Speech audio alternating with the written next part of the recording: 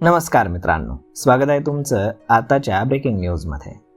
मित्रांनो, पेट्रोलमधील इथेनॉलच्या प्रमाणावरती देशभरातनं चर्चा सुरू असतानाच केंद्र सरकारने डिझेलबाबत एक अत्यंत महत्त्वाचा आणि मोठा निर्णय घेतला आहे.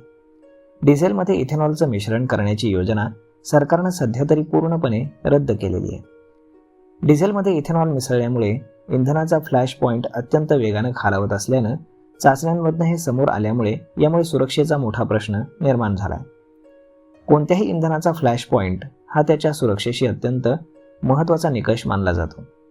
सोप्या भाषेत सांगायचं तर ज्या किमान तापमानाला इंधनातून निघणारी वाफ हवेच्या संपर्कात येऊन एखाद्या ठिणगीमुळे आग पकडू शकते त्याला फ्लॅश पॉईंट म्हणतात. डिझेलमध्ये इथेनॉल मिसळल्यानं त्याचा फ्लॅश पॉईंट खूप खाली येतो. फ्लॅश पॉईंट जितका कमी तितकी त्या इंधनाला आग लागण्याची शक्यता जास्त असते. डिझेलचा फ्लॅश पॉईंट घसरल्यामुळे त्याची साठवणूक करणं, टँकरद्वारे वाहतूक करणं आणि पेट्रोल पंपावरील अंडरग्राऊंड टाक्यांमध्ये ते साठवणं अत्यंत धोकादायक ठरू शकतं.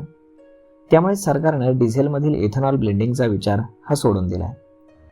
पेट्रोलमधील इथेनॉलमध्ये जे प्रमाण आहे ते 20% पुढे वाढवण्याबाबतही सरकारनं आपली भूमिका स्पष्ट केली आहे. सध्या पेट्रोलमध्ये 20% अधिक इथेनॉल मिसळण्याचा कुठलाही निर्णय झालेला नाही आणि भविष्यात असा निर्णय घ्यायचा झाल्यास सर्व शास्त्रीय आणि तांत्रिक चाचण्यांनंतरच तसेच ऑटोमोबाईल कंपन्या आणि संशोधन संस्थांशी सखोल चर्चा केल्यानंतरच पुढचं पाऊल उचललं जाईल असं मंत्र्यांनी स्पष्ट केलं. पेट्रोलमधील E20च्या वापरावरती बोलत असताना सरकारनं E20 इंधन पूर्णपणे सुरक्षित असल्याचं सांगितलंय. ARAI आणि इंडियन ऑइल कॉर्पोरेशन आणि IIP यांनी केलेल्या प्रयोगशाळा चाचण्या आणि फील्ड ट्रायल्समध्ये E20मुळे इंजिनची क्षमता, मायलेज किंवा इंजिनच्या सुट्या भागावरती कुठलाही प्रतिकूल परिणाम झालेला नाही असं सरकारने सांगितलं. देशामध्ये सध्या 20 कोटींहून अधिक दुचाकी आणि 3 कोटींहून अधिक पेट्रोल गाड्या इथेनॉल मिश्रित पेट्रोलवरती चालत असून इंजिन खराब झाल्याचा कुठलाही प्रमाणित पुरावा समोर आलेला नाही असंही त्यांनी नमूद केलं. तर मग मित्रांनो, अशा पद्धतीनं संसदेमध्ये सरकारने ही मोठी माहिती दिलेली आहे.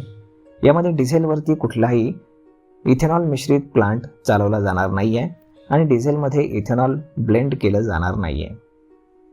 तर मग मित्रांनो, हा व्हिडिओ, ही माहिती तुम्हाला कशी वाटली हे तुम्ही आम्हाला कमेंट करून नक्कीच सांगा.